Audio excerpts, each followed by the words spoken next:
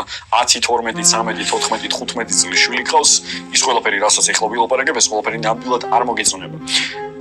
არაერთხელ მithქვამს და კიდევ ერთხელ ვიტყვი. მშობლები აკომპლექსებენ საკუთარ შვილებს, ჩაგრავენ, სახლშივე ჩაგრავენ. აკომპლექსებენ, არ აძლევენ იმის საშუალებას, რომ საკუთარი თავი ადრეულ ასაკშივე გამოხატონ.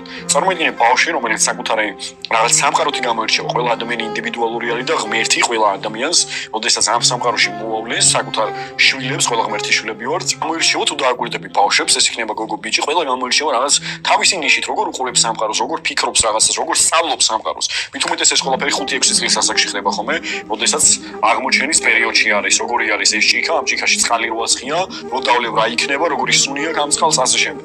ხო, ან სწავლობს ბავშვი. როდესაც სწავლის პროცესში არის ბავშვი და შენ მშობელი არ აძლევ იმის საშუალებას, რომ სამყარო შეისწავლოს, თუნდაც რაღაცა ჭიქა გადეხოს. ამის გამო ჩაგრავთ ბავშვს და არ ვიცი კუთხეში დადექი ასე